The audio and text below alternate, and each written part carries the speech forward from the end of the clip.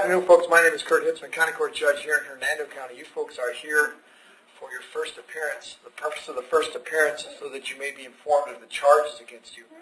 I'll determine if probable cause exists for those charges.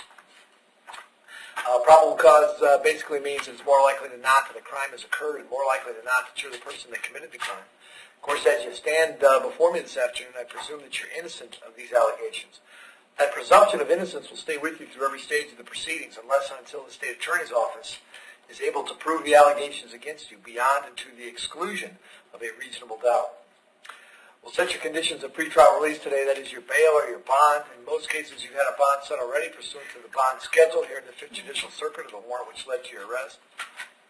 I'll determine if that bond should be raised or lowered or left the same, or whether there'll be additional conditions of pretrial release placed upon you.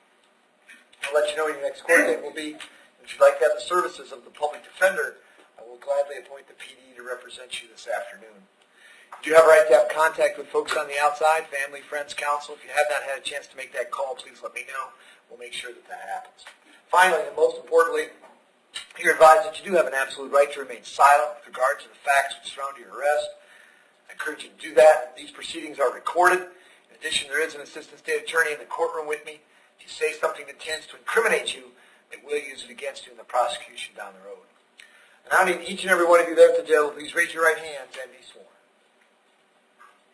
Everybody raise your right hand.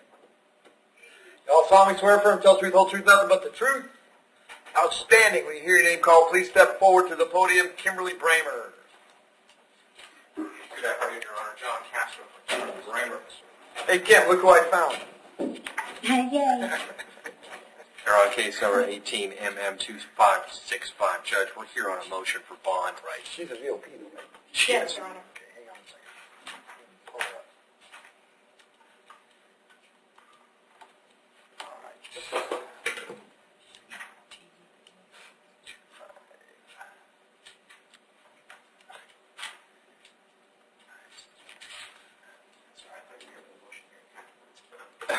It's okay.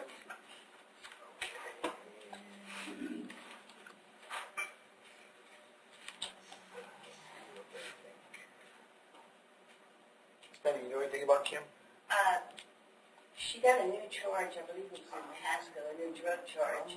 That was one of the reasons for the VOP. Tetrahydrocannabinol.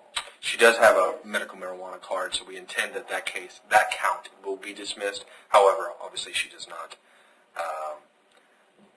have any defense on its face to any of the other counts that we... And Miss Betty, how was she doing otherwise? Looks like she was working on making It payments. stated that she was signed up for her substance abuse evaluation. She was scheduled for treatment. She failed to report for a drug screen back in October. Okay. After these new charges, Judge, she did turn herself in to a 30-day residential rehab facility, and she has enrolled at Sober Solutions, and she's going every Tuesday. Okay, awesome. And you represent her in Pasco as well? Yes, sir. Okay, so you're going to keep track of her for me now? Yes, sir. Okay. All right. And State, did you want to be heard at all? Your Honor, we'll leave it to your discretion. That's awesome. You guys are great. Kimberly. Yes, sir. So yesterday we gave you a court date, right? So you got a court date? I don't have a court date, Yes, Judge. sir. Okay. I know we gave her a court You date. said February 6th. Yeah, I think it's that because I think it's Judge Rupi's case. It is, Judge. Judge. I sent it back there. All right. February 1st. Yes, it is. So, Kim, I'm going to release you on your own cognizance today. I need you to understand that that's really unusual on a VOP. Generally, it's really unusual on a VOP for me. What that means is there's no room for defects on your part going forward, all right? Yes, sir. Judge Rupi and I have a good working relationship. I'll let her know what I did. She'll know that you're on ROR. She'll look at it and be stunned. If she hears that you've done anything else wrong, gotten a speeding ticket or something like that, you could have yourself back behind bars without bond despite the efforts of Mr. Castro or anyone else. You understand that? Yes, sir, I understand. All right, so you're getting out today. You're going to stay in touch with this gentleman because he's obviously working hard to help you. You're going to keep doing those things you're doing to address the issues you clearly have. I think that's awesome. And you'll be back in court February 1, we said? February 1st. All right. All right, very good. Thank you, sir. Take care. Yep. Thank you, sir. You bet. And Joseph D'Amico.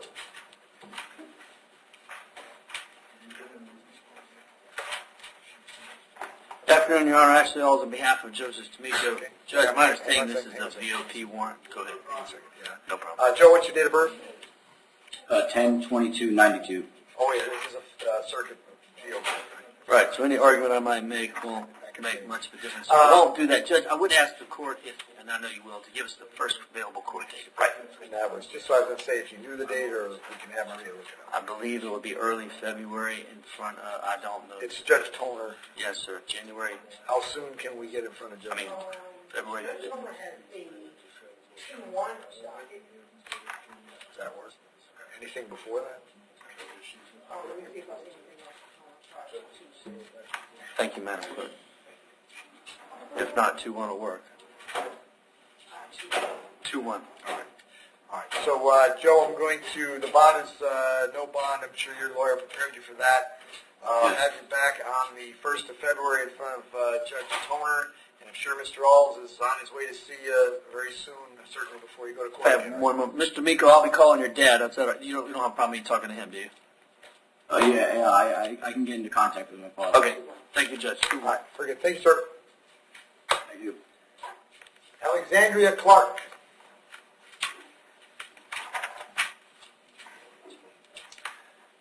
Ms. Clark, what's your date of birth? 1794. Okay. And Ms. Clark, you're here on a warrant that was signed by me. I found probable cause for one count of battery being domestic in nature as a second or subsequent offense. As to that charge, you wish to represent yourself. You're going to hire private counsel. Would you like me to appoint the public defender? I have a lawyer, Who's your lawyer? Stephen Galeros. Okay, and does he know where you are this afternoon? No, I haven't been able to get a hold of anyone. Okay, very good. And state, what can you tell me? Well, Your Honor. What? Hang on. She has a previous arrest. It does not say a disposition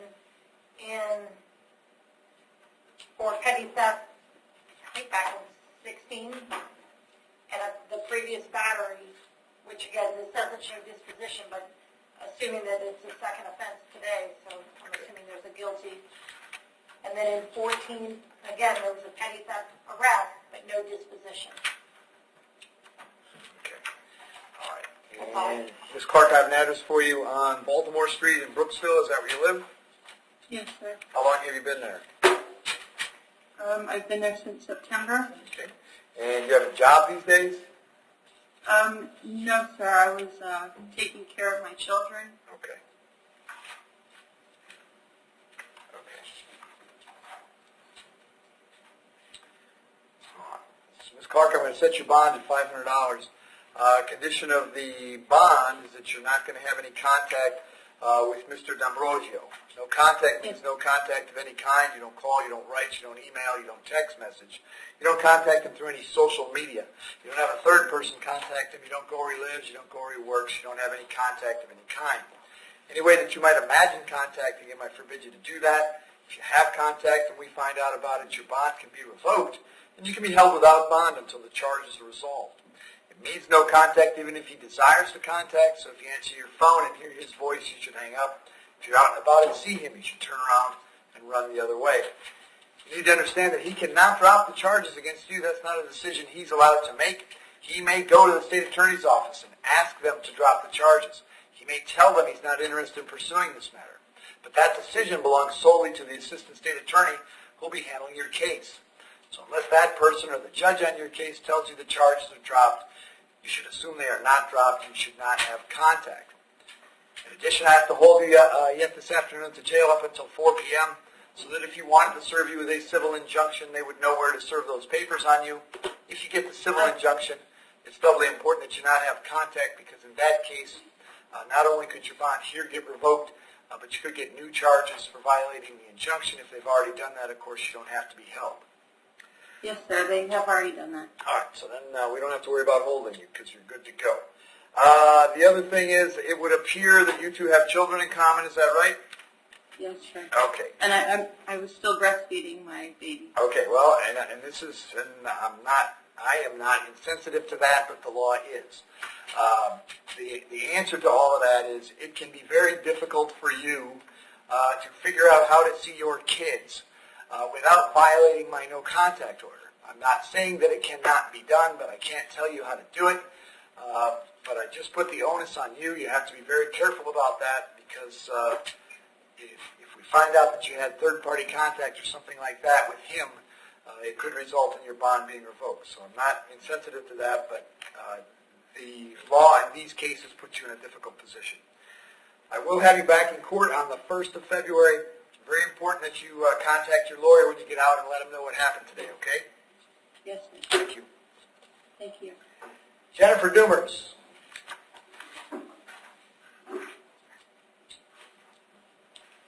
Afternoon, Jennifer. What's your date of birth? 83.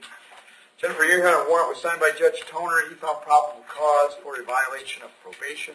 As to that charge, you wish to represent yourself. You plan on hiring private counsel. Would you like me to appoint the public defender? Public defender. I'm going to appoint the public defender. The bond on the warrant, of course, is no bond. I can't change that. I'll send you back to see Judge Toner on the 1st of February. The public defender will come see you before that, okay? All right. Thank you. Rochelle Barriston.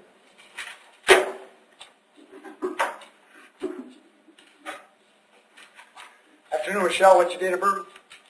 9981. All right, Rochelle, I have a warrant for you out of Pinellas County. The judge that signed the warrant, excuse me, found probable cause. Looks like it's for a grand theft. In any event, that judge set your bond at $20,000. I don't have any jurisdiction to change the bond. If you're able to post that bond, you can get out of jail here, find out, go down to St. Pete, find out when they want you in court. If you do not have the ability to post that bond, I'll let Pinellas County know immediately. They'll have 5 days to come pick you up. Shouldn't take 5 days with Pinellas, but if for some strange reason you are still here 5 days from now, they'll bring you back to see me, and we'll find out what the holdup is, all right? Okay. Thank you. Terry Aaron.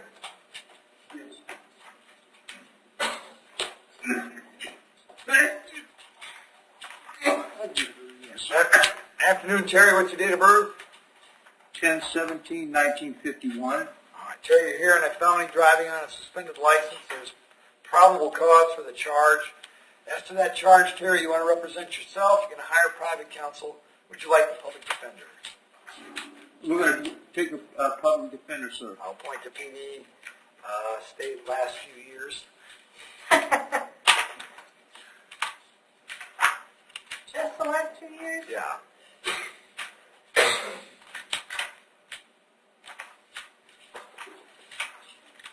Let me see if I can find it.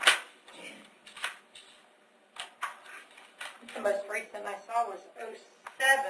I don't know. I mean, because there's a lot of older stuff. Yeah, there's a lot of I've got older some. He's got some prior dwellers from 14 and 13, and then there's a gap. There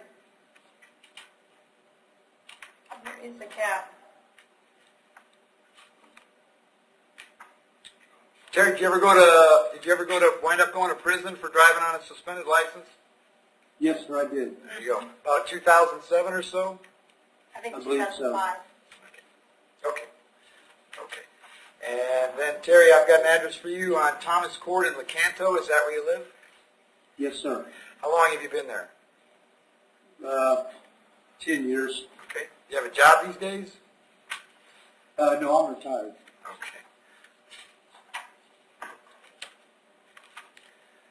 All right, Terry, I'll set your bond at $500. You'll be back in court on the 5th of February. Very important that you contact the public defender if you get out, all right? Yes, sir. Very good.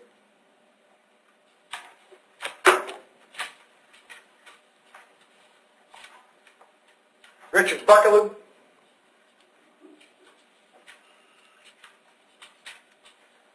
Afternoon, Richard. Date of birth? 9/12/92. Richard, I have a warrant for you also out of Pinellas County, apparently on a misdemeanor, failed to appear. The judge that issued the warrant, looks like it's not a petty theft, set a bond of $513. As you've heard, I can't change those. If you can post the 513 units or get out of jail here, go to St. Pete, find out when they want you in court. If you can't post it, they'll have 5 days to come get you, all right? All right. Thank you. Patrick Curry.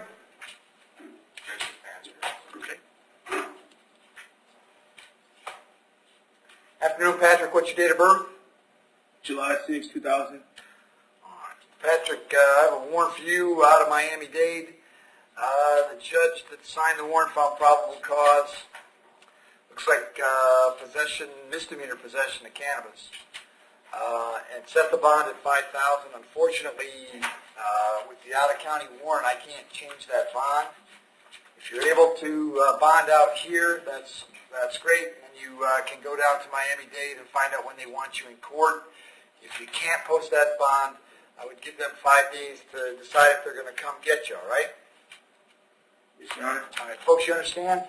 You can bond him out here, but if you're going to do it, go do it today or tomorrow morning and get him so they don't start making plans to ship him southeast, because that could take a few days to get him down there. So if you can get him out here, and then figure out what's going on in Miami-Dade, okay? Okay. All right, Yes, thanks. sir.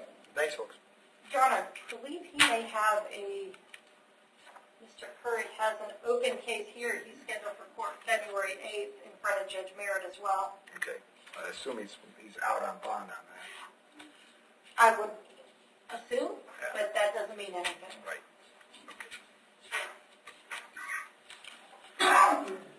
Alan Glenn.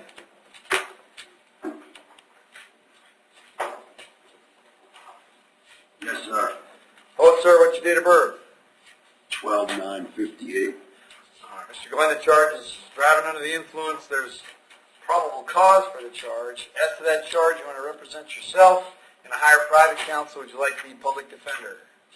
Public defender for right now, sir. You got it. I'll appoint the PD state. Sorry, Your Honor, I was just going through the end to make sure that it's all. Looking at the out-of-state history. It's fairly old. There is failure to appear in 2011. He does have a battery conviction in 2015. With the burglary.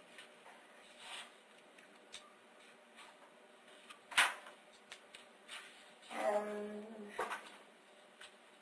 appears to be it, Your Honor. Like I said, he has old history. Right. Looks like out of Georgia. Okay. Mr. Glenn, I got an address for you on Juliet Court in Spring Hill. Is that where you live? Yes, sir. How long have you been there? Since '09, sir. Okay. You have a job down here? You're retired? What's the story? Well, I'm disabled, sir. I've got real bad arthritis, but I do have just recently got a job at a golf course cutting grass, sir. Okay. All right. Alan, I'll set your bond at $500. I'm going to have you back in court on February 6th. It's very important that you contact the public defender's office when you get out, all right? Yes, sir. Very good. Thank you. Thank you for your time, sir. You bet. Frederick Jones.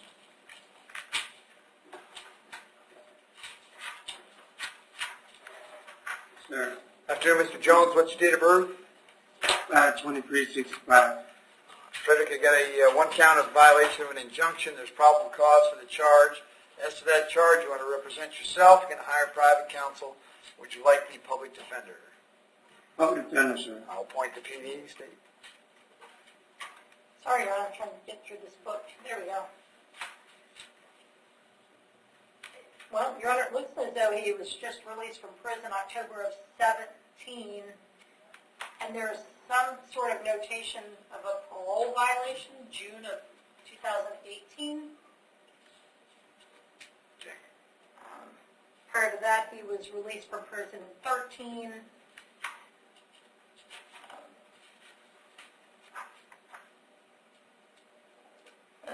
Possession of cocaine, possession of paraphernalia. Was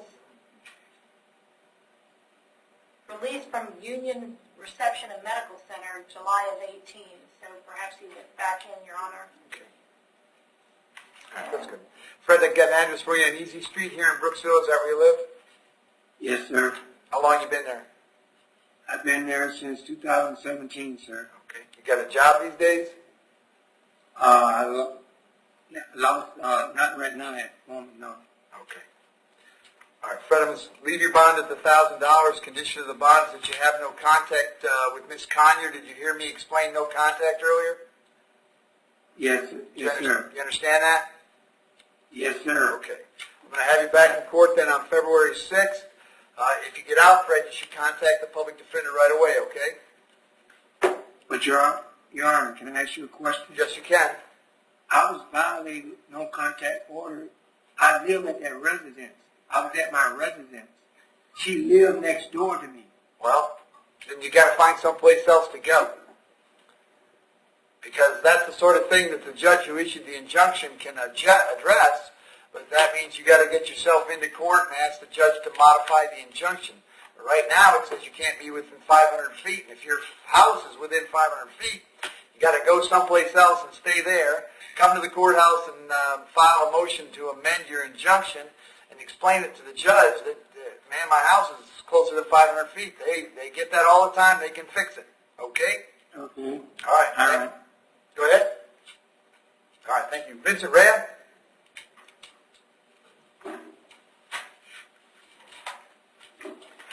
Afternoon, Vincent. Date of birth? 11/18/81. Vincent, the charge is felony domestic battery. There's probable cause for the charge. As to that charge, you're going to represent yourself. You're going to hire private counsel. Would you like me to appoint the public defender? Public defender, sir. I'll appoint the PD, State. Your Honor, in 2002, he's got to prevent or hinder a firefighter or equipment. I'm not sure what that is. Is that what that is? Yep. Okay. I'm like, that's an odd one for me. I'm sorry.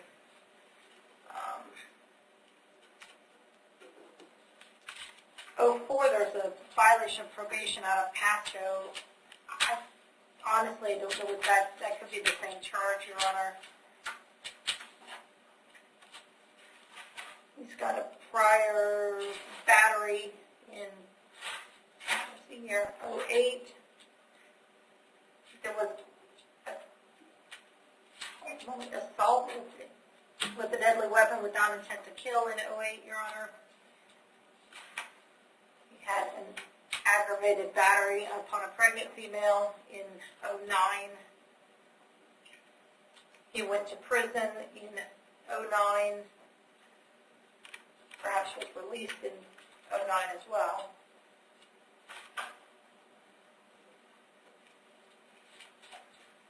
Your Honor, Long he's history. currently on probation right now for 2 divorces, so a warrant will be forthcoming. Okay. All right, very good. That's good.